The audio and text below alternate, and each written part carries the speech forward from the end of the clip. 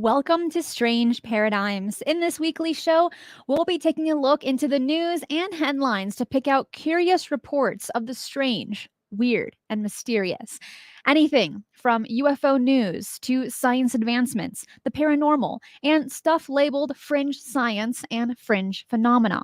The topics we cover are fascinating, while some are unnerving and others disturbing, but definitely show that we live in a strange world full of strange mysteries. The idea is for you, the viewers, to be able to offer your thoughts and input on the stories we cover in the live chat. Each news item we go over in the show, I will put all the links to them in the description box below once this live show is over, as well as chapters on the timeline index. Please make sure to share this video with anyone or groups or forums for those who you think will be interested. The growth of this channel has a lot to do with you, my wonderful viewers and listeners. Before I get started, I want to share with everyone the first source I go to daily to see what's going on in the news related to the paranormal, UFOs, consciousness, mysticism, space, technology, and so much more.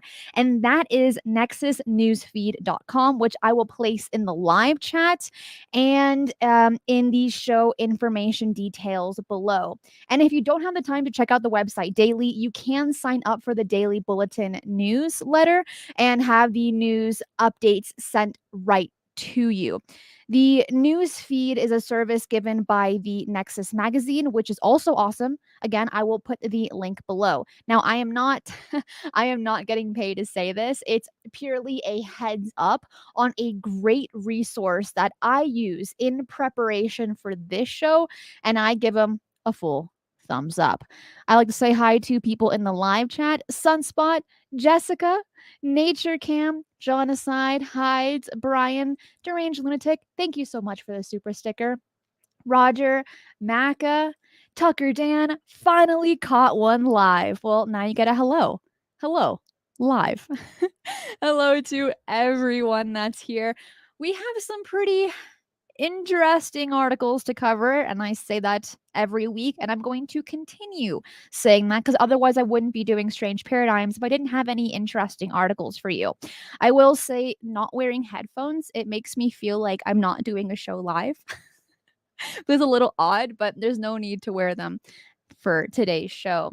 So the first thing that we're going to talk about is Mars. We briefly touched on it last week. We consistently touch on it, but there's always new research being done and ways to prepare humans and especially astronauts to get themselves on Mars. This one was written by the title is Astronauts Going to Mars Will Receive Many Lifetimes Worth of Radiation. Jessica, thank you for the super sticker. I always appreciate it. So, in a recent study to be published in Space Physics, an international team of researchers discussed an in depth study examining the long-term psychological effects and physiological effects of solar radiation on astronauts, with emphasis on future astronauts traveling to Mars, to include steps we have to take to help mitigate the risk of such solar radiation exposure. The researchers hailed from New Zealand, India, the United States, Italy, Greece, and Germany, and their study helps us better understand the in-depth, long-term health impacts of astronauts during long-term space missions, specifically to Mars and beyond. Dr. Dimitra Arti, a research scientist at New York University of Abu Dhabi and the lead author of the study, had stated, exposure to ionizing radiation is one of the main health risks to astronauts in crewed missions to Mars. Going to Mars is going to be humanity's ultimate adventure in the 21st century. It would be unfortunate if the mission is successful, but astronauts suffer major health issues or even die because of radiation exposure. So we need to estimate radiation exposure in a very careful way and study its overall impact on human health. It will also help us develop mitigation strategies to keep our astronauts safe. These are key. And I think that when a lot of people talk about Mars, or when people talk about Elon Musk, that he wants to get people on Mars, we don't always consider the many, many health risks that will happen on practically these bodies that don't understand the atmosphere or the gravity either, or even the radiation. And last week we had talked about the potentially growing plants with Martian soil, and we'll see how that will turn out when astronauts can really go on Mars. Yeah, exactly. You got to get your butt over to Mars, but we have to really consider these things such as radiation. And it continues to conduct their research. The researchers utilized a computer simulation with a model human phantom to calculate how each organ of the human body is affected by radiation doses from exposure to energetic charged particles for prolonged periods. So, the mitigation strategies include medicine and dietary strategies, along with active and passive shielding and potential types of Martian habitats to help further mitigate solar radiation exposure. Such habitats include using the Martian regolith as shielding material, along with the potential for habitants inside lava tubes and caves that currently exist on Mars. One previous study discussed a candidate lava tube that could conduct about an 82% decrease in a crew's radiation exposure. That's a big deal.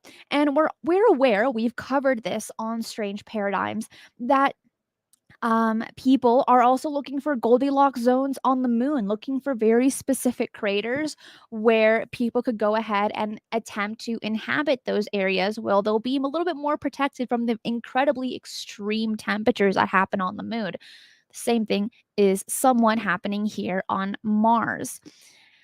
And when we talk about space exploration, it's been something that so many of us, have it be people my age and those my parents and even grandparents, have been dreaming of going to space, to go ahead and place all of their um station there as well. And we expected that to happen in 2020, but now it's definitely being pushed to anywhere from 2025 to 2030. So we are going to see how that goes, and hopefully it is sooner than later. Now, jumping over to something a little more, I guess, not entirely science related for those that like the weird, I do have a pretty cool Bigfoot article. How many of you in the live chat enjoy Bigfoot stories, or even just the legend of Bigfoot? How many of you believe in it and how many of you do not? For myself, it is hard to say. I think that there has been a lot of people looking into it. A lot of people have had alleged encounters, alleged sightings. Some have even stated they've had communication with these or even done gifting. So it is hard to push away that they're completely not real at all. John Aside says, love Sasquatch. Roger says, stories are fun. They're very interesting for sure. Ryan says, nah, just UFOs. That's okay. It's okay. You came to the right place. Talk about UFOs most of the times of the week. But today on Strange Paradigms, we talk about everything strange. So in this article, According to betohio.com, North Carolina ranks 17th among the lower 48 states in reported Bigfoot sightings. Who lives in North Carolina? Have you seen anything strange? Or have you spoken to anyone in your area that's seen something strange? However, those numbers could be on the rise, as alleged Bigfoot sightings have been reported in both North and South Carolina within the last month. North Carolina also has more Bigfoot sightings than most of its neighboring states, with the exception of Georgia. According to the Bigfoot Field Research Organization, better known as BRFO, there have been 107 reported sightings of Bigfoot in North Carolina. The most recent one occurred in Orange County on July 1st. And you notice that slip up when I said UFO sightings instead of Bigfoot, because I was thinking, and I've heard a good amount of stories where people, when they see a Bigfoot, there happens to also be a UFO nearby. That's not always the case, but that is just one detail that fascinates me. I've asked a good amount of people on shifting the paradigm that do both UFO research and Bigfoot research this exact question. Is there a correlation between the two? And if you believe so, why? What's the reasoning for it? And there, I had one guest that had stated that maybe, just maybe, as a possibility, Bigfoot could just be a type of pet for these extraterrestrials. Is that the case? Well, no one has the answers to that, so it's something worth considering. What I think one of my favorite stories, though, from what I've heard people have stated, are certain sightings where they see Bigfoot enter and exit out of trees, where they create this type of portal, it seems like, based off these alleged stories, and they're able to walk in and out. There are the Native Americans here in the United States that have stated that they're not really from this realm of existence. They have their own realm or dimension, and they're able to jump from ours to theirs. Are trees a portal for them? Are they special trees, or do they have the special power to harness some type of energy to create portals? Anything related to portals, I'm in. I am listening wholeheartedly because I want to know the answers. If, and I've asked this a few times, but for the newcomers here on Strange Paradigms, if you saw a portal and you knew it was a portal, okay, I want to make that very clear. If you knew it was a portal that could take you somewhere else, would you walk through it? I would say, before, if you were to ask me that question a few months back, I would have said yes. I would have said yes without a doubt. I'm taking my backpack and I'm going, and I am not expecting to return. However, after I spoke to Trey Hudson, who had two of his teammates enter a portal, allegedly, they suffered extreme side effects, and one of them passed away. If you haven't watched that interview, I 1000% recommend it, because it's literally all about portals and his encounter and these weird type of bears, monkey bears. And I was thinking about gummy bears because that's what he said. But it's a really fascinating interview talking about portals, Bigfoot, and UFOs. Nature Cam, thank you. It says, not totally on board with Bigfoot, but I am open to the topic. You and Jimmy should definitely cover it in a future program. I'm sure it'll rock. Oh, we will. Don't worry. The whole month of October, it's going to be a really cool month on Mysteries with the History between Jimmy and I, covering some pretty spooky topics. I'm excited. I'm already planning it because me and the spooky season, oh yeah, We are best buds. And we do have one article that we're going to go ahead and cover that is related to the spooky season, but I'm not going to spoil it just yet. John Aside said, portals, yup, jumping in head first. I like that. I like that spontaneity. Because sometimes if you overthink it, if you overplan it, that opportunity will pass by you and then you'll never be able to walk through that portal again. We had retired Navajo Ranger John Dover on the show a few weeks back on Shifting the Paradigm, and he had mentioned the one pretty famous story that happened on Skinwalker Ranch where a Bigfoot came out of a portal on the ranch. That is insane. I wish I could have seen that, and I don't even know how I would react. Oscar says, The Secret of Skinwalker Ranch Season 1 and 2 on Hulu has some portal shenanigans.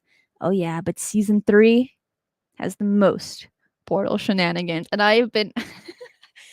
I mean, when I was watching the first 2 seasons, onto the 3rd season, I've always had this mentality that their portals are somehow related or coexisting in this ranch. And maybe these types of UFOs that the team is seeing are able to harness these portals or these wormholes that we did see. I think it was in episode 6. Please correct me if I'm wrong. But that was my favorite episode of the entire season because we potentially saw possibly a portal in the sky. Wow, that my heart was so excited for that moment. I wish I was there. I would attempt to fly and jump through it if there weren't in crazy health side effects. Oh, that's right, Cynthia. Jimmy is going to Egypt in October. Right. I have to talk to him about that and see how we're gonna work Mysteries with the History. But I'm so excited for him as he will be going to Egypt on his birthday, and that's his favorite country. So I'm looking forward to those pictures and to the stories as well. Sounds great. So there are some other states that have higher sightings of Bigfoot. These include Washington, California, Florida, Ohio, and Illinois. So they have higher statistics of seeing Bigfoot in those areas. If you live in any of those 5 states, write that down. Next time you go camping, keep an eye out, right? Make sure to bring some snacks. I heard they really like chocolate cake, which who doesn't? It's also my guilty pleasure next to donuts. I like the plain glazed donuts. Oh yeah, those are so good. But so if you're going to go out, chocolate cake. Also apples, I heard. Going back into a little bit more of a serious note, and we are speeding through these, and that's totally okay because I have a bunch of articles to cover with you this week that were just released. This one, we also very briefly touched on a few weeks back, and I'm going to share my screen here, and I'll let you guess what you think we will be talking about. Those that are watching this live on YouTube, if you are listening to this on a podcast platform, jump over to YouTube as I always share pictures and sometimes videos as well for those that are more visual learners. So take a guess at what our next topic will be. Oh, Dark Star, Snickers, Bigfoot and Snickers? Snickers are good. But sometimes the peanuts kind of get on my nerves. Today, this article will be talking about synthetic mouse embryos with brain and beating heart grown from stem cells. We somewhat talked about this a few weeks back. The only difference with this article, and for those that don't know what we're talking about, don't worry, I will go into detail on this article. But what's different about this one is that now we are getting a beating heart with these synthetic mouse embryos. Oh my goodness. Oh my gosh. That's crazy. So let's get into it. Researchers from the University of Cambridge and Caltech have created model mouse embryos from stem cells, the body's master cells, which can develop into almost any cell type in the body, that having beating hearts as well as the foundations for a brain and all of the other organs in the mouse body. The embryo model was developed without egg or sperm. Instead, the researchers mimicked natural processes in the lab by guiding the three types of stem cells found in early mammalian development to the point where they start communicating with each other. Okay? That that's crazy. One scientist said, "Our mouse embryo model not only develops a brain but also a beating heart, all of the components that go on to make up the body.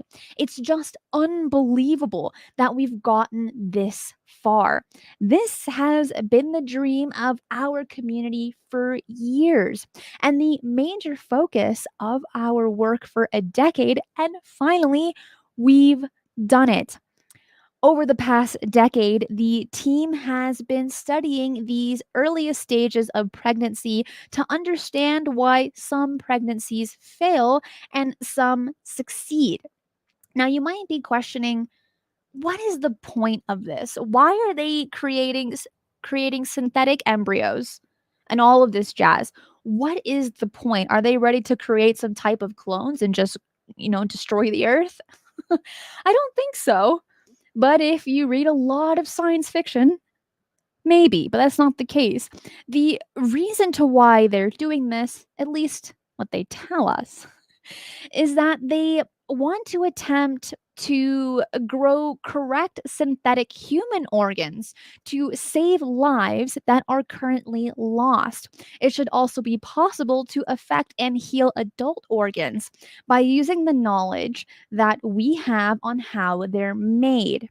That's what it said directly from the article. And that is something worth considering.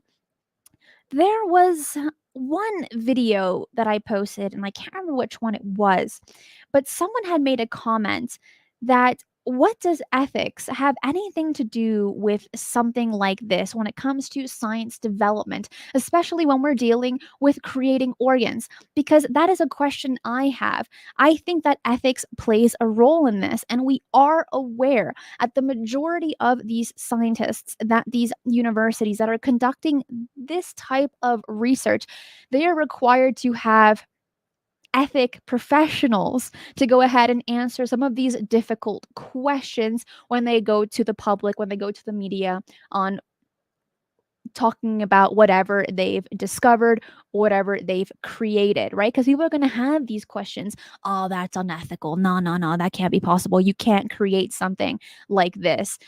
When, for instance, those people that are more religious might state, when God disagrees with this, for instance. So you need to have those ethical professionals to go ahead and answer those questions, but also to think about those questions before they answer them. But my question is for you, do you think this is ethical? And what does ethical mean to you in this? They are stating that while they are testing this on mice using synthetic mouse embryos, and they want to evolve this into human type embryos to go ahead and create organs to save people's lives. And that sounds amazing. But there could be a lot of downfalls or a darker side to this as well that we're not yet considering as the public at large. What do you think? See, I definitely prefer asking questions and getting answers instead of attempting to answer it, because it's not easy. Not at all. But I do want to hear what you have to say. So, bringing back the dead, Jessica asks. Maybe. See, that's not even something that I've considered. Is that a possibility? Are we going to get a real Frankenstein? Maybe. Is that scary or is that exciting? Depends who you ask. Ask them where the stem cells come from. Well, these ones are coming from mice at the moment, as it is. Hyde says, "Can I get my 20-year-old body back?" Well, there are quite a few science fiction movies where, and I can't remember the one that's in my mind right now, the title, but there is one where your body stops aging at the age, I think, like 20 or 25, that kind of range, because they've had such advanced medical science that their body doesn't have to age anymore. Instead, their currency is time in order for them to keep a very to live longer. That was their currency, was time, and they had these really cool watches. If you know the movie I'm talking about, please let me know in the live chat because I can't remember the name, but I really did like it, and it had that actor who is also in a band. It doesn't matter. If you know it, great. If you don't, totally okay. Not with Justin Timberlake, but Naka, I know which one you're referring to, but it's not, maybe it is that one. I'm getting them confused. Okay, thank you. Time, great movie. But I'm not hearing too many people's answers on, do you think this is ethical, before we go ahead and move on?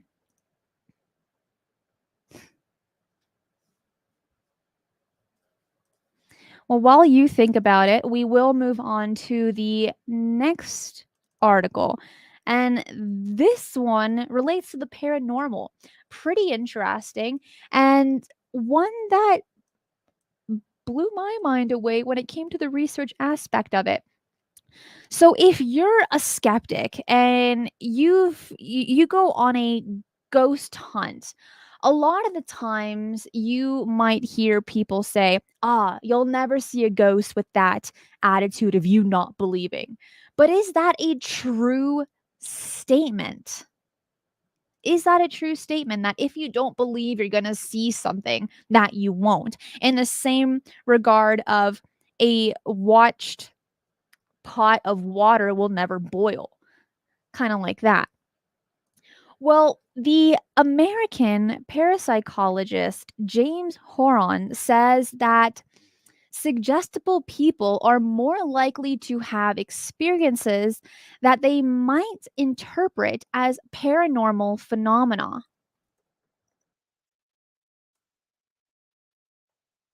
Interesting. And I haven't taken parapsychology, but I have taken a few psychology classes, including child psychology. And it is one that I think we need to place a lot of consideration in when we look at these topics that are strange and mysterious, the UFO phenomenon, the paranormal, the things related to cryptozoology as well. Psychology plays a huge role, and that's just not in our field, but that is anywhere you go in any field that you're a part of. You have to somehow interact with others, either ask them questions or give them answers.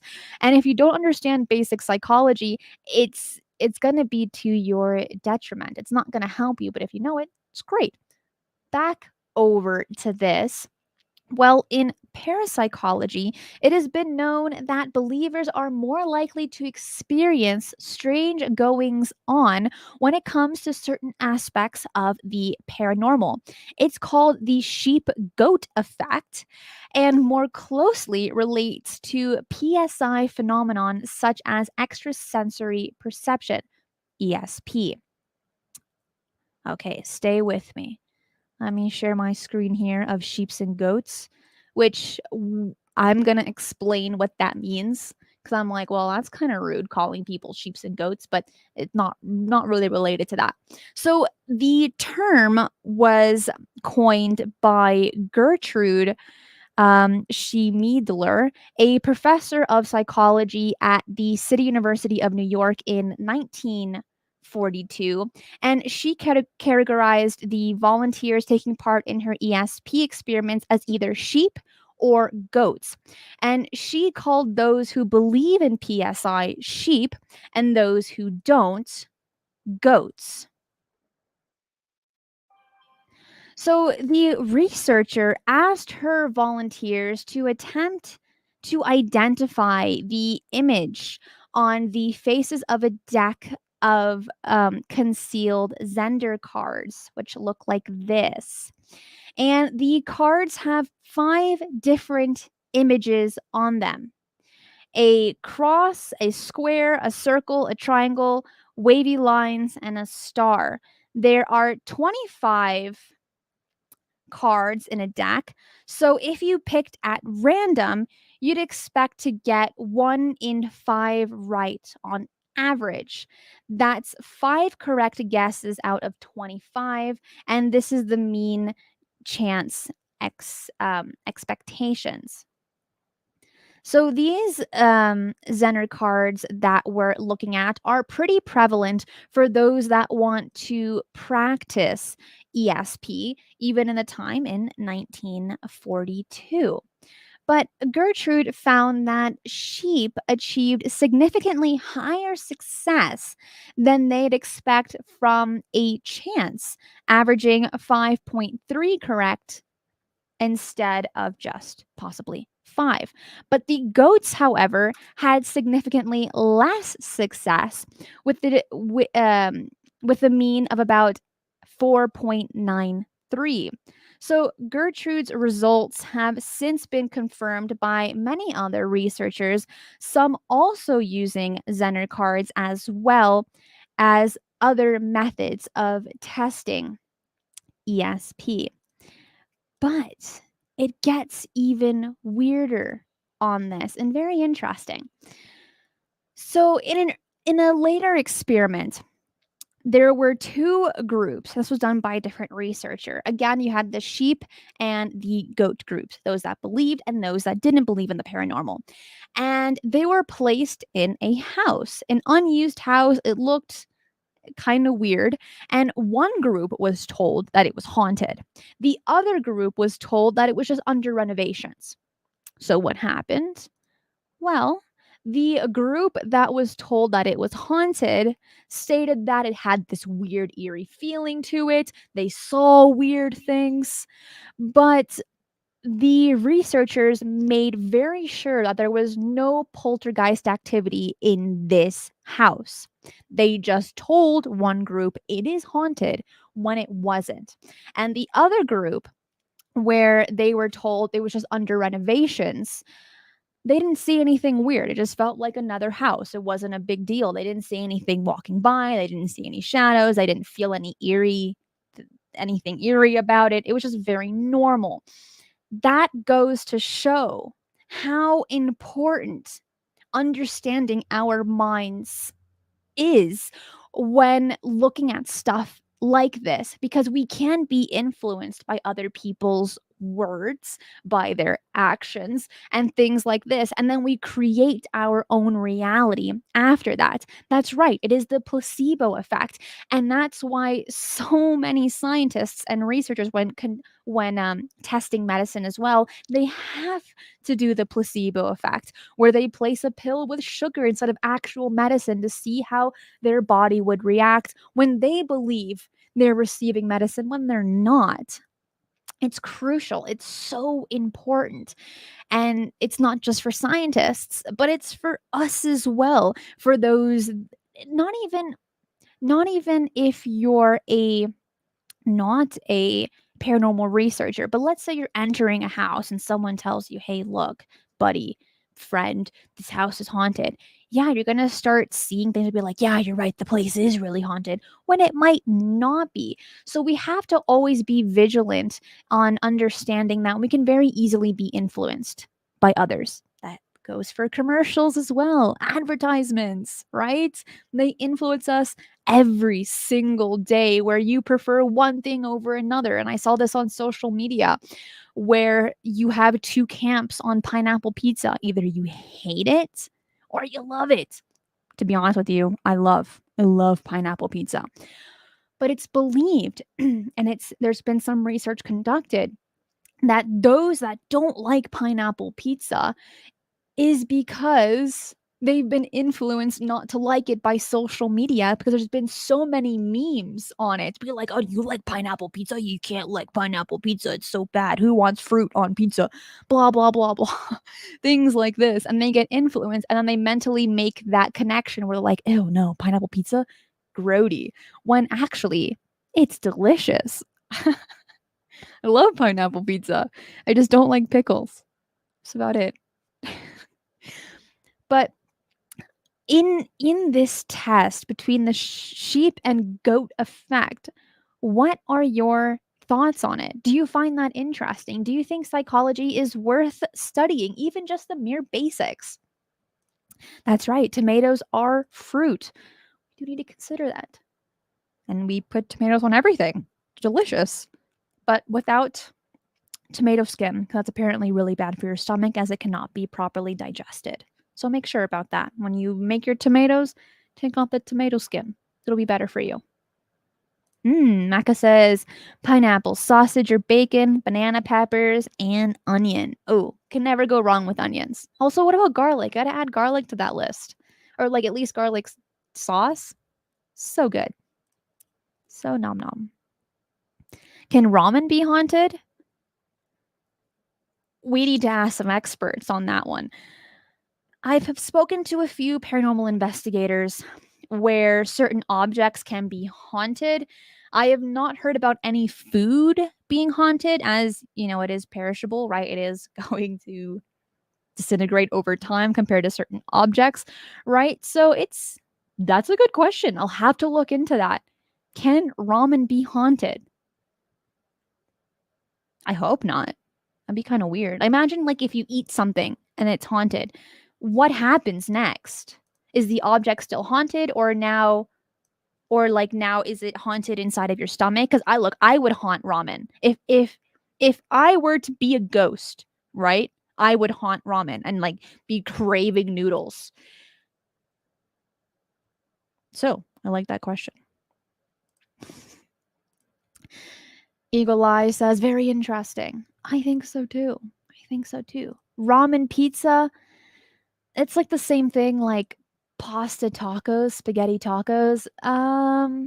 It's like carbs on carbs. I don't know. Would I try it? Absolutely yes. Would I like it? I'd have to try it to see if I'd like it. Ooh, Jonacide says pineapple on pizza is a perfect pizza with jalapenos. I know it's pronounced jalapenos. Please, before I get someone commenting I said it wrong, I pronounce them jalapenos, and I hope you can do the same because it just makes every conversation that much more fun. Hey, do you want some jalapenos? The heck are those? You have to explain it, and then it becomes your thing with your friends. So great. But I have a friend who has nothing but triple anchovy pizza. Like triple anchovies on pizza. Anchovy pizza. Is that gross or not?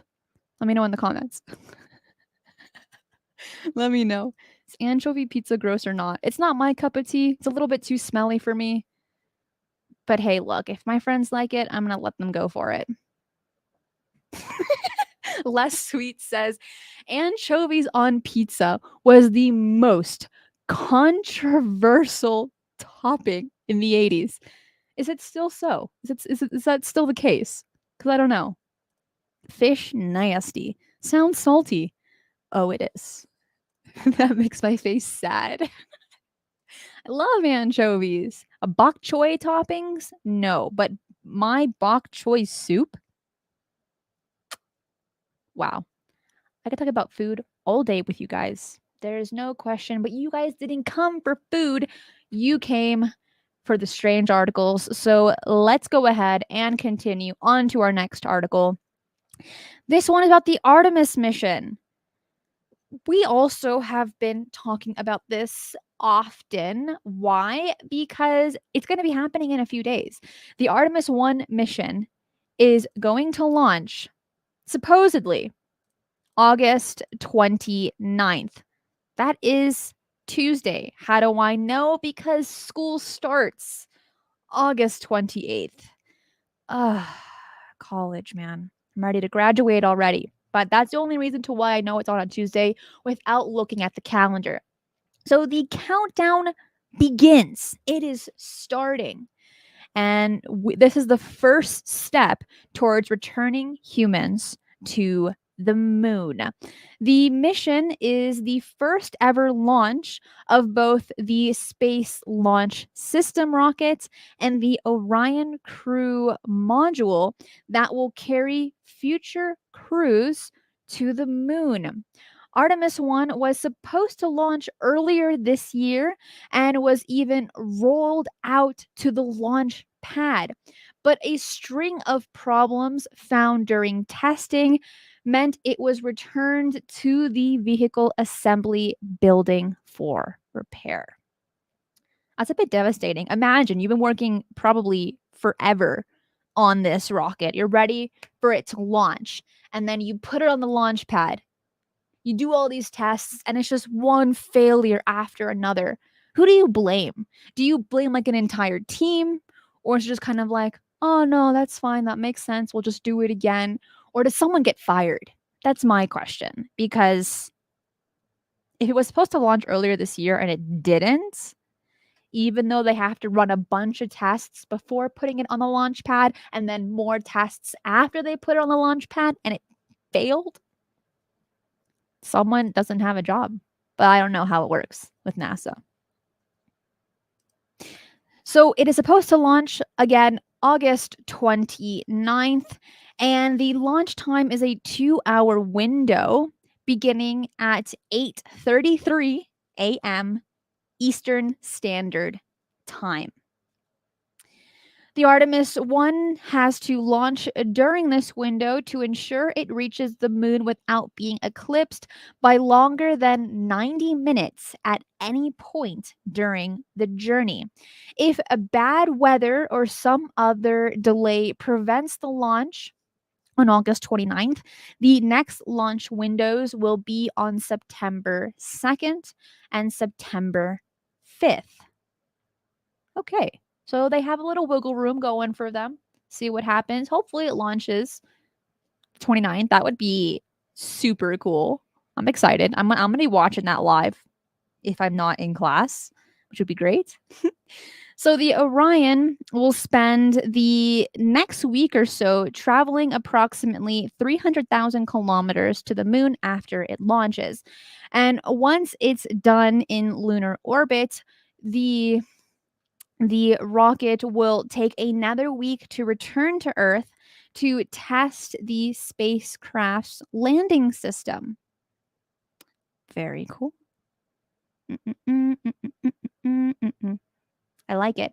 Well, the mission will last between about 42 days, during which time it will travel about 2.1 million kilometers.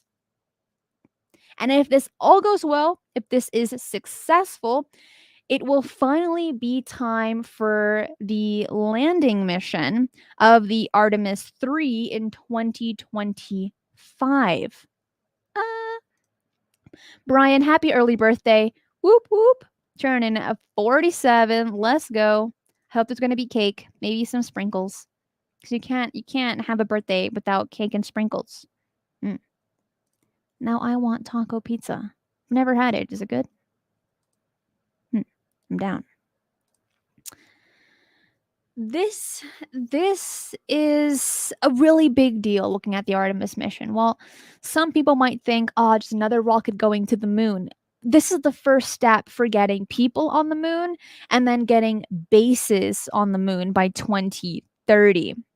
And there's another article that's going to lead into that, but we're going to hold that thought because we're going science, weird, strange science to just strange news to strange science to strange news, right? We got to keep that balance and make everyone happy. So hold that thought about the moon because we're going to be jumping over to Scotland. Now, if you're Scottish, do not answer this question. This is for my non-Scottish viewers. What is the national animal of Scotland? I didn't know this. I don't know what a lot of national animals are. anywhere except the United States. So please forgive me for being ignorant. But I didn't know this. So if you're Scottish, don't answer this question. If you're not, take a guess. Don't Google it either. What is the national animal for Scotland?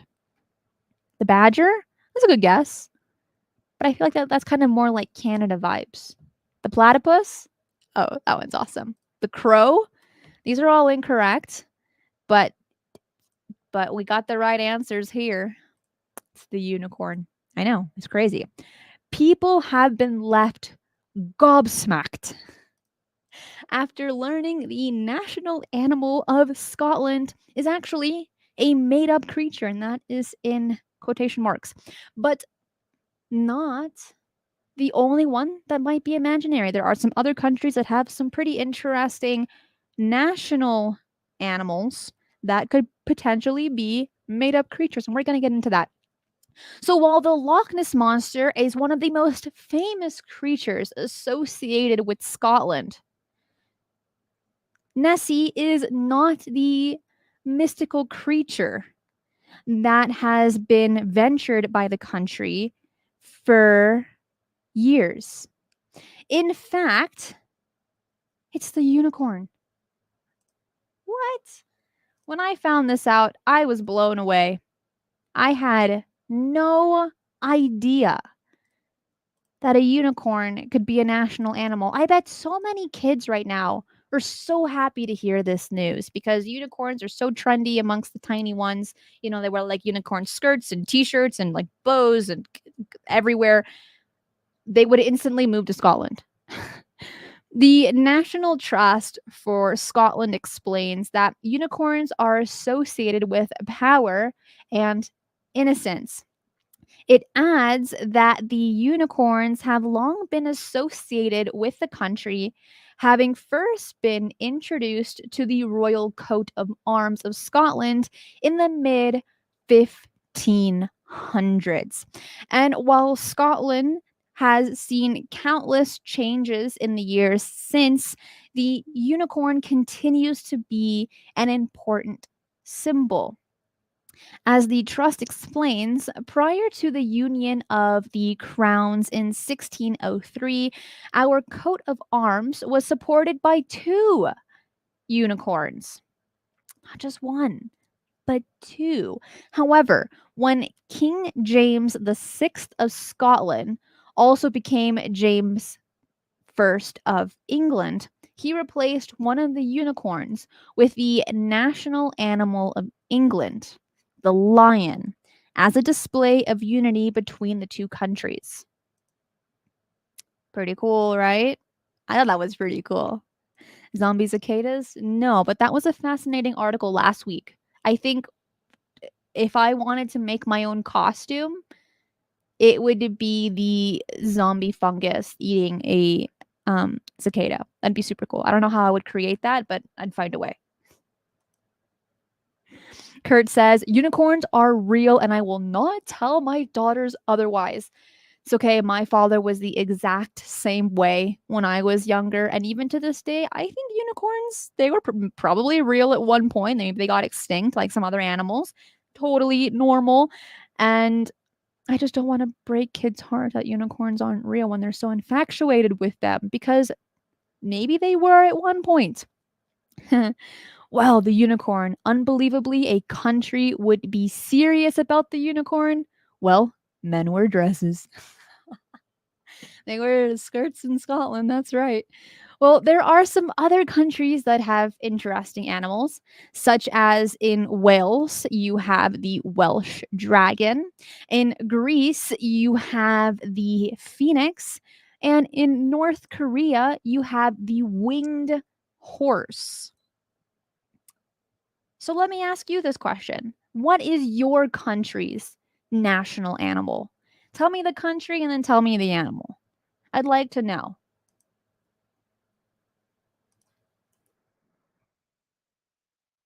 They were kilts. Yes, thank you, Days, for correcting me on that. They are called kilts. When I went to Scotland, when I was very, very young, my dad had the privilege to wearing one, and it was fun. He enjoyed it.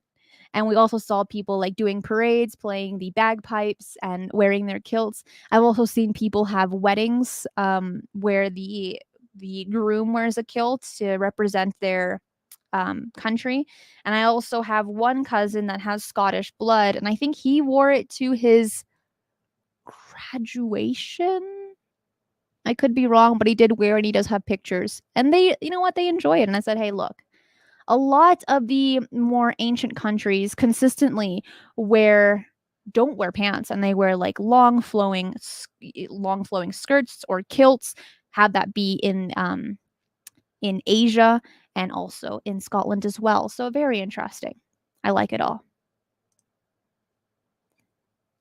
I do, yes, long robes. So we have all these interesting mythological creatures happen being national animals for different countries. And the topic today was on Scotland. We got a little bit distracted with some other interesting animals in other parts of the world. But yes, unicorns in Scotland. It can't be more magical than that. It can't be. In Ecuador, the condor. Nice. I didn't know that. In Ireland, it's the white hare or red deer. John Aside said, I wore a kilt in my wedding. Oh, that's so nice. That is so awesome. Oh, the bald eagle, right? The United States. There we go. And we got the unicorn emoji. Yes. Can't go wrong with unicorns. I do love them too.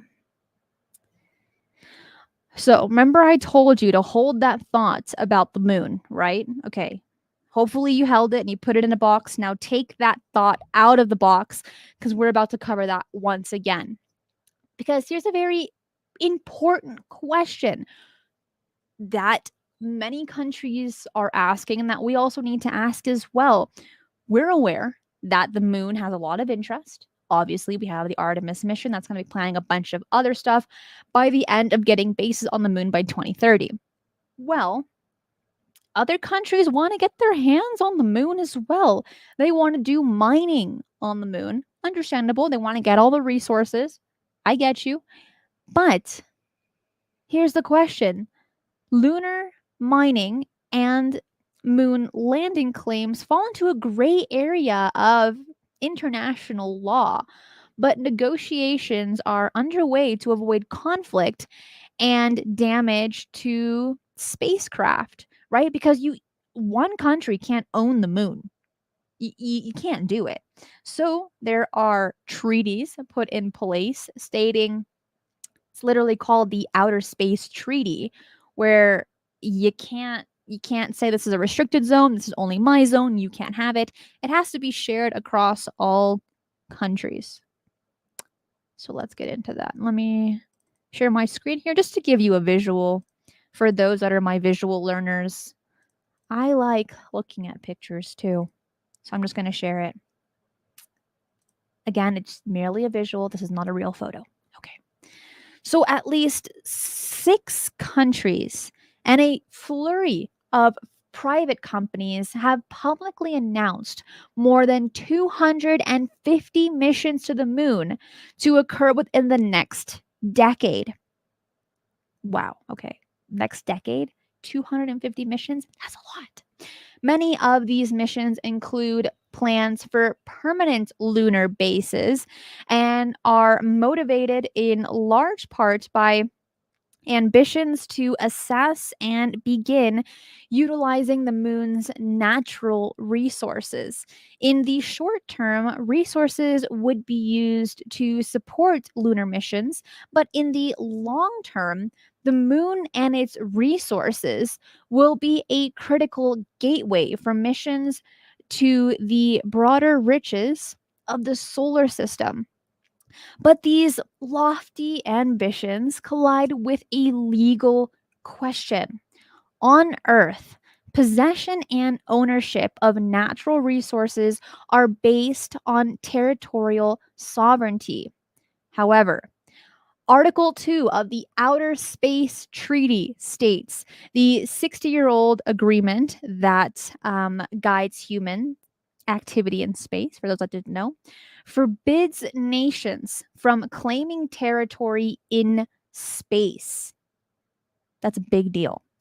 The limitation includes the moon, planets, and asteroids. So, how will space resources be managed? That is the $1,000,000 questions. Patrick says we'll trash it.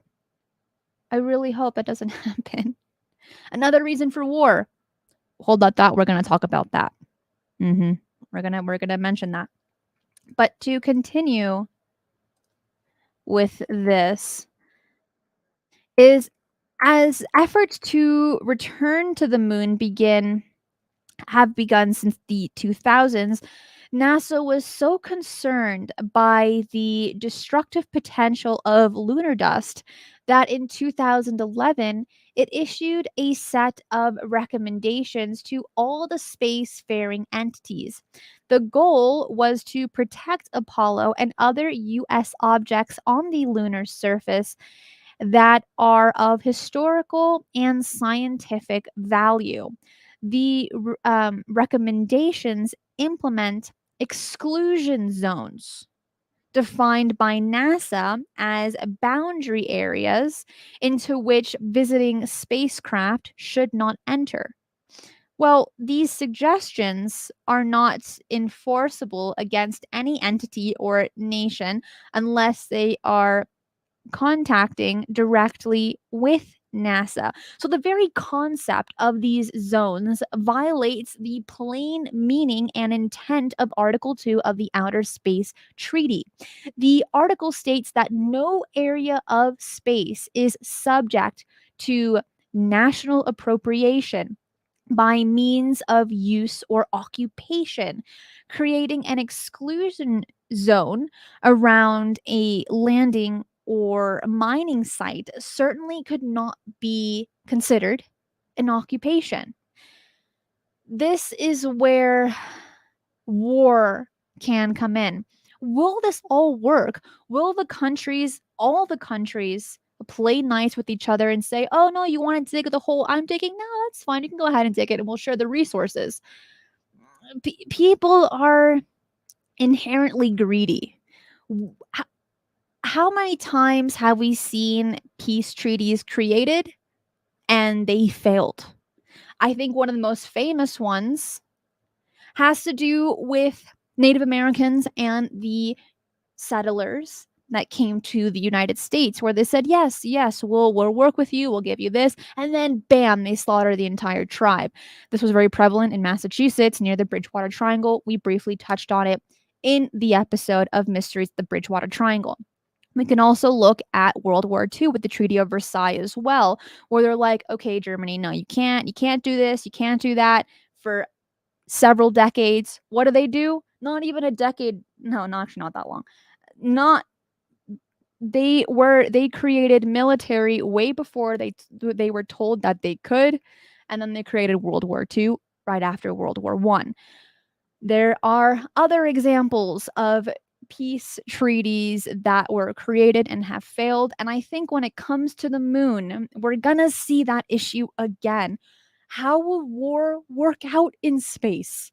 I don't know, but I don't want to be there to see it, that's for sure. No, thank you. Because if you get shot in space, that's it for you. If a hole goes through your spacecraft, you're done for. So, is war inevitable in space when it comes to the moon and everyone being happy that, oh yeah, let's just share the resources? In my opinion, I'm going to say war will happen at some point. I really hope I'm wrong. I don't want that to be the case because maybe I could be wrong. Maybe in 10, 20 years time, they will create the perfect treaty to not have war. But private industry will stop war if companies share resources rather than governments. That's also my opinion, but I do want to hear your thoughts.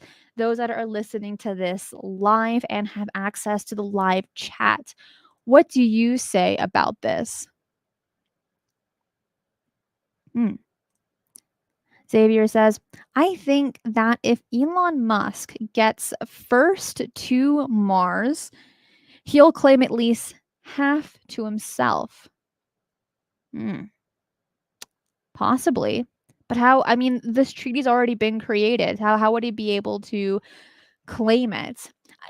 Are there rules in place that if you want to go to space, you have to sign the treaty? I mean, yes, there are private industries, but there has to be some types of rules and regulations with them as well. Again, I'm just merely thinking out. I'm just thinking out loud here with you because I do want to know. I do want to understand. I'm just speculating. Hmm. Forbidden says, "Who can stomp him once he's there?" Great question. Maybe well, I don't know. Ray says, "We will never learn." Ah,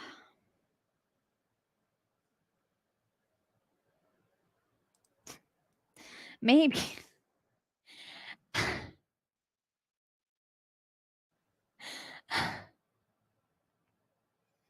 Walmart might have a Space Smart division.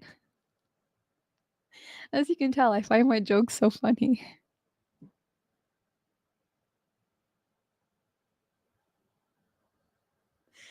I'm sorry. Maybe you didn't think it was funny. I thought it was funny. So the articles that we covered today, not only are they strange, but they're also there to let you think, to speculate, to consider things that maybe you didn't consider throughout your day today. And these are the types of questions I have, and also sharing a few jokes with you as well. We're here to stimulate the imagination. That's what this show and this channel is all about, stimulating the imagination. Tapping into that inner child, asking those questions, thinking outside of the box. That's what we do. That's what we're here for. Christina just broke herself. I just think my jokes are so funny that I laugh before I even tell them, and it's like a really bad trait. I need to work on that so that I can laugh after I tell the joke instead of before I say it. Matthew brings up an interesting point, and he says war in space will help us advance space technology. I like that you're an optimist, looking on the bright side of this. That's not something that I've considered, and you could be right. But I still don't want there to be a war. I mean, if I could, if I could, prevent it, that would be fantastic.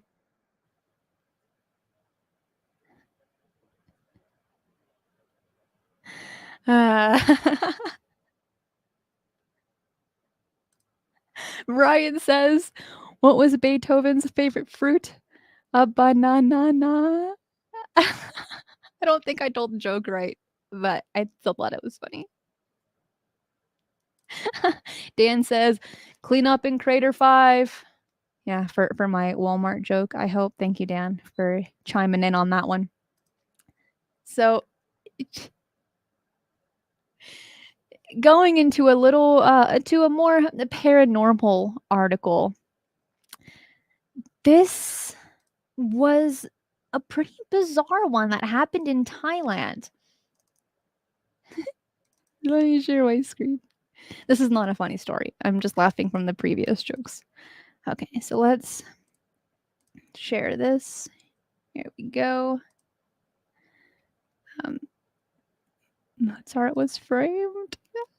Okay, so here, an elderly woman has claimed that a ghost led her to a corpse in a shack like hut in Thailand.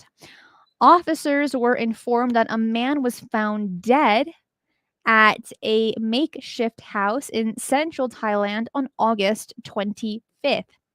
Officers traveled to the scene at about 1:30 p.m. local time and found the body of a 60-year-old lying on his bed. Cops estimated that he had died 3 days earlier, and he had no signs of injuries. This is the woman that found the body. Uh, yes. And here is the house location where the body was found. So his neighbor discovered his body, telling officers that she had been dozing off after looking after her grandchildren when she heard a really spooky voice. She heard a man's voice in her ear saying, "Hu Wong is dead." She took a shower and she asked her neighbor to check on Hu Wong, but he said he was way too scared. So then the lady went around to this hut herself, checking his legs to see if he was dead before she rang the police. She told the policeman that Hu Wong lived alone and worked in a factory. The concerned neighbor also said that he was an alcoholic who drank every day. The last time she saw her neighbor was on Saturday, August 20th, on one of her regular runs to give him food and water. Huang's body has been taken to the Forensic Institute of Medicine for an autopsy to be carried out, according to reports in Thailand. However, cops aren't treating the factory worker's death as suspicious. This is kind of a creepy story. You're having a woman who is slightly dozing off, and then she hears this really creepy voice of like, "Hu Wong is dead. Go check on the body." I mean, I think I would jump out of my chair and instantly go check, right? If it was the neighbor. Um that that would be my thing. And was the person that spoke to her, was it her neighbor Hu Wong, or was it a different type of ghost? We don't know. But it's also something worth thinking about, speculating on. Like he could have been like, "Dude, please go check me out, right? I'm dead, and like get my body to the morgue, please and thank you. I don't want to be rotting here cuz like it's kind of gross after a few weeks, you feel me?" Could you imagine a ghost with a sense of humor? That'd be fantastic. But it's also very rare to actually hear ghost voices without using certain equipment, or unless you're a sensitive that people claim to be, or mediums, right? This woman was just kind of like half dozing off watching over her grandchildren, and then she hears this voice, which leads to another question. When you're in this half sleep, half waking state, are you able to hear things that you wouldn't naturally hear because you're just kind of like in that middle path, that middle line there between wakefulness and sleep? Is that something that we should also be asking? There are certain well, in those that practice meditation believe that when you're in that kind of zone where you're half asleep, half awake, kind of sense, that sense of extreme relaxation, some believe you're able to tap in to other realms or to hear things that you wouldn't naturally hear when you're fully awake. Was that the case for this woman as well? And also, like, could you imagine, like, what if they were friends and he said, "Dude, come to my house, check the body, and call the police, please and thank you."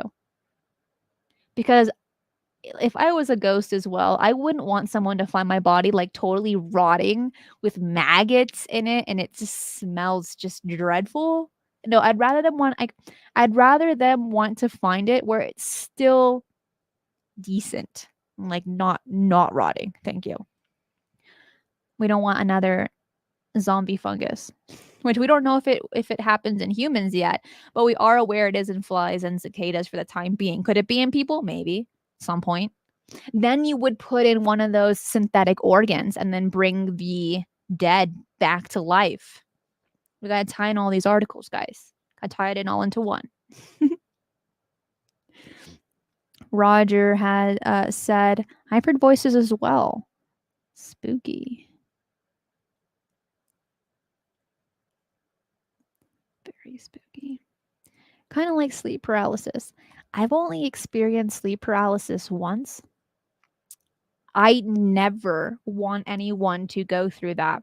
It was my senior year in high school, and I was just sleep. Okay, this is actually it's a freaky story. I've never told the story before.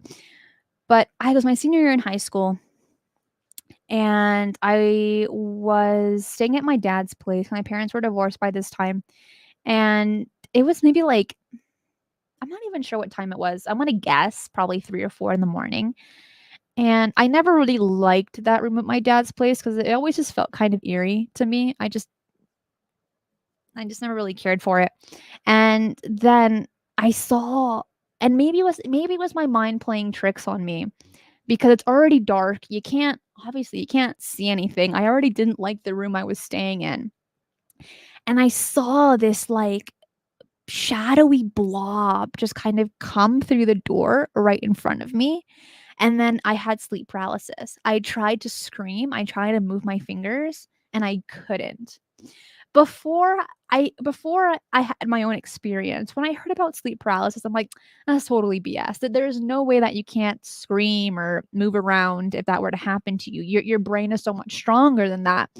But then when I experienced it, and this was before got really interested in this field and the mysterious, I was mortified. I didn't sleep the rest of the night.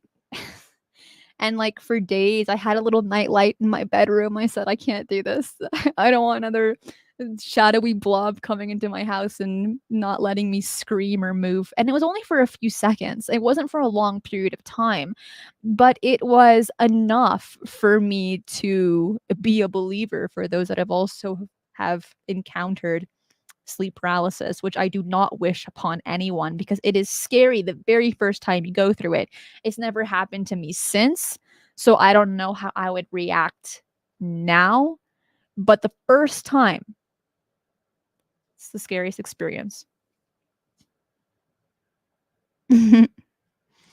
So she also had a shadow person, explains her first mysteries with a history.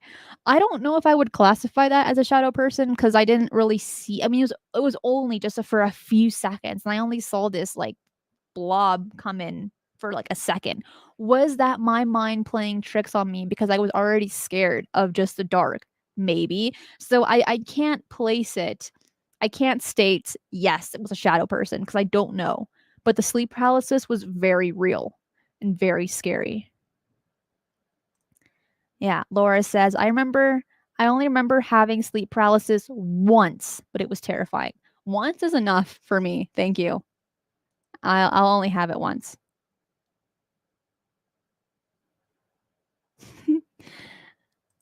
So, this little story I thought I would share with you. I've never shared that story. There's a first time for everything. Just like how last week I shared my story of dropping my very first cell phone in the toilet and I had to wipe it on my white t-shirt, and it was a public bathroom as well. That was terrible. I was also 12. Disappointing. If you didn't watch last week's episode, definitely tune in on it. There were some great articles, but also some pretty interesting personal stories as well. So we only got about 15 minutes left. I'm really happy we're on to this next article. I think it's really important. How many of you have children, especially young ones? Those that are going through that why stage, but also that stage of, are we there yet? Yes. That is what we're going to be talking about today. Why do small little ones always ask, are we there yet? Are we there yet? How many more minutes, mom, dad? How much longer? Right? Things like this when you go on a road trip. Well, there is a reasoning to that. So I'm excited to share that with you. Let me share my screen to give you just a visual while I read the article to you. Here's a little kid sitting in the chair, and he's just like, Mom, please, how much longer do we have to go to see the grandparents that just live in the next town?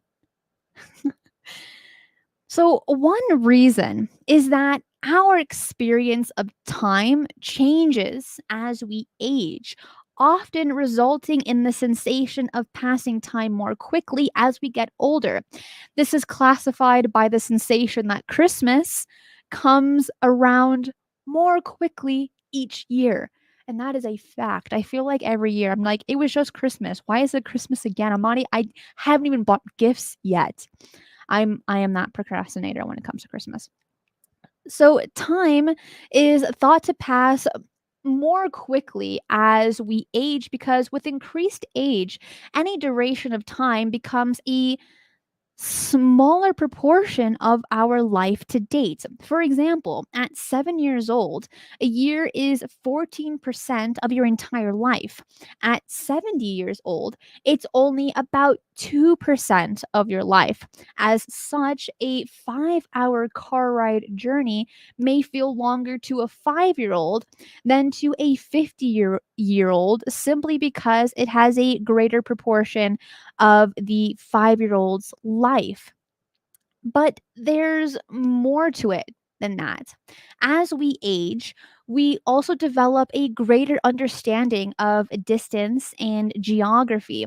This knowledge provides us with markers and cues as we use to understand how much of the journey is done and how much remains.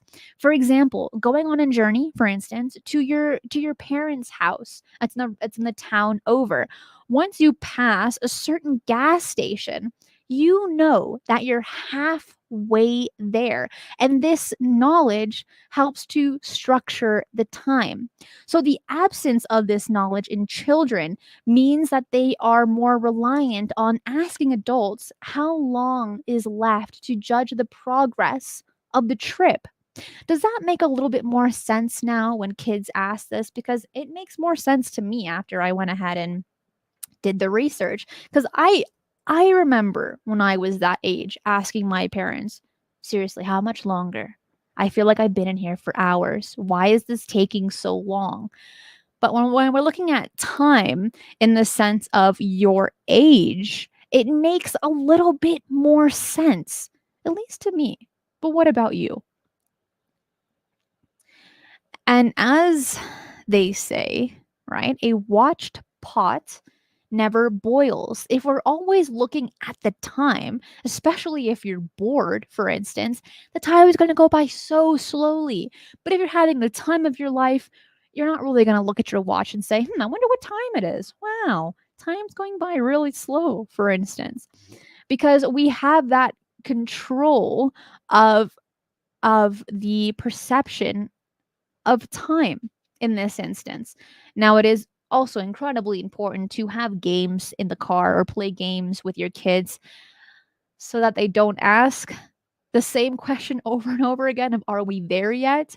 But now we can have a little bit more compassion or a sympathy when they ask this question. They really just don't have the understanding of time yet, but that will change as they get older. Also, keeping them distracted really helps as well. So, next time you go on a road trip, keep that in mind with your little ones. All right. I have this one might be no, we have two more articles. We have enough time to cover them. This one's gross. This one's a gross one. Let's share this. And I have to share my screen for this one before I can even say it. All right, look at this. The cold dog. A hot dog flavored frozen popsicle. Is it stupid or genius? What do you think before I actually answer that? Oscar Mayer is taking the hot out of hot dog with its new meat flavored frozen popsicle. It's called corn cold dogs. And they were originally an idea that streamed from the company's Stupid or Genius campaign, but it got such a response from fans that Oscar Mayer is bringing the popsicle to life. The company has teamed up with Pop Bar, a brand of premium frozen desserts, to make the cold dog, which is described as having both refreshing and smoky umami notes of Oscar Mayer's iconic hot dog. And it is topped with a swirl of mustard. Uh-huh. Yeah, meat flavored. Yeah, Maca. Dennis says no. Sunspot says hot dog frozen equals evil. Yeah, it is. It is rather interesting. Well, they are selling it for $2 a pop, and you can find it only in very few locations at the pop bar locations in Long Beach, California, New York City, and New Orleans for a limited time. So if you live in any of those locations, stop by Pop Bar, buy one of these for $2, and tweet me at eyes underscore on the skies to let me know what you thought about this cold dog because I want to know. I want to know. I'm personally not a big fan of corn dogs. They make my stomach hurt. I do like the vegan ones. Those are delicious and they taste a lot like the real ones. They just don't give me a stomach ache. So I don't know if I would try these personally, but if you live in Long Beach, California, New York City, or New Orleans, go over to any pop bar locations. These popsicles are for $2 and only for a limited time. If you try it, tag me at on Twitter at eyes underscore on the skies because I want to know. Oh, hides. Yes. Also, don't forget to check out Christina's Discord server. If you want to post your experience on Discord, we all want to hear it. I want to know what it was like for you with the topping of mustard, which sounds terrible. And hides, thank you so much for promoting the Discord server. We have almost 1,000 members, and there is a room for everyone. Talking about UFOs, the paranormal, science advancements, anything, oh, experiences as well. Anything that you can possibly think of, we have a room for it on the Discord server where you can talk with like minded people and also the after show as well, where I jump in and I talk to you guys about how the show went, the things that you liked about it. William says, very limited. Yeah, so you got to make sure to jump in today, tomorrow, go to Pop Bar so that you don't miss it. Is the mustard cold? I'm going to assume. I am I'm going to guess. So, it got my curiosity going of what's been another just terrible idea for a popsicle? Well, I have one for you. And it's in Japan. Gotta love Japan. And it's a spaghetti flavored popsicle. I was very lucky to find an article of someone who wrote about their experience, about how it tasted. And um this is called the spaghetti popsicle, and it has pockets of tomato jelly, and it's been reported that it delivered all of the saltiness and spaghetti-like qualities of leftovers along with an unwanted touch of sugary sweetness. Would you try that? I love spaghetti. Do not get me wrong. I love pasta. I love carbs. I will eat them all. But spaghetti popsicle that is salty, but also a punch of sweet with tomato jelly, I'm going to have to very solidly pass on that one. I know I do say I will try any food once. And look, I would try this one once. One time, maybe just like a tiny bite because the saltiness for a popsicle, but also it's the tomato jelly for me that kind of like is a turn off. That just sounds so gross. Mm-mm. Jonas, I thank you for the RV made of ramen fund. Yes, leftover pasta is good. It is good. Like the first day. But like when it's been sitting there for a few days, right? You kind of like taste the plasticiness. No, I'm going to pass on that one. Laura says, try it. Yes. Spit it out. Definitely. Those were the steps I was going to take. So if you had to choose between the cold dog and the spaghetti popsicle, which one would you pick if you had to pick one of them? I would have to say the corn dog, the cold dog, right? Because it's just not that many flavors. You just got like one flavor of hot dog, right? But it's icy.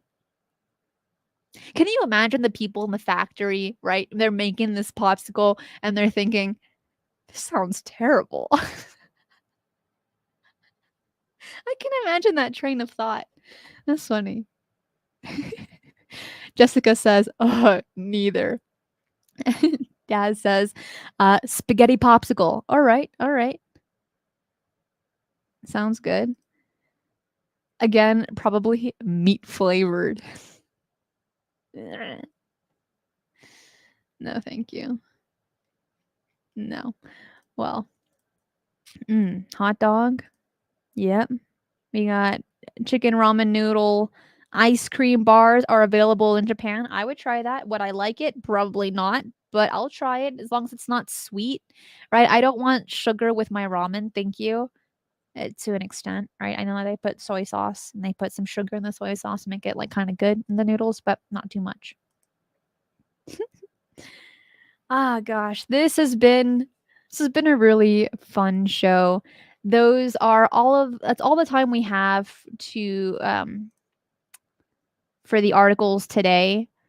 Make sure to hit the notification bell so that you do not miss any of the videos that we post here on the channel, which is 3 shows a week, 1 pre-recorded and 2 live, where you can interact in the live chat with me and with others as well. I want to say thank you to everyone that watched this live, all of my moderators, all the super chats, super stickers, YouTube members, and Patreon supporters. This simply could not be possible without you. What was your favorite article that we covered today? We got a good dose of science advancements. We got some paranormal stories, and we got just some strange stories this week. I did want to touch on scary clowns as they are making a comeback after the killer clown trend in 2016. We don't have time for it, so go ahead and watch the latest short that I posted on YouTube that touches on the recent article and also an interview done by News 11 about a guy who dresses up as a clown who wants to be a scary actor, where he went through the Walmart parking lot, dodging through cars and scaring Walmart shoppers. No, thank you. It's a little bit early for that. Even if it was during October, I don't think I'd be laughing. I'd be pretty scared because people are crazy. You don't know if he's joking or if he's serious, right? I mean, we do because he did an interview on it. But like, let's say you were to have that experience and you saw some guy dressed in a clown outfit and he's like kind of chasing you and scaring you. You don't know what his intentions are. You got to be extra safe. Hopefully, he doesn't get pepper sprayed. Bless his heart. Well, that is all the time that we have for today. Hey, Pete. So good to see you, my friend. And I will see all of you on Tuesday. My guest for Shifting the Paradigm will be John Burroughs. Don't want to miss it. All right. Be safe. And remember, keep your eyes on the skies.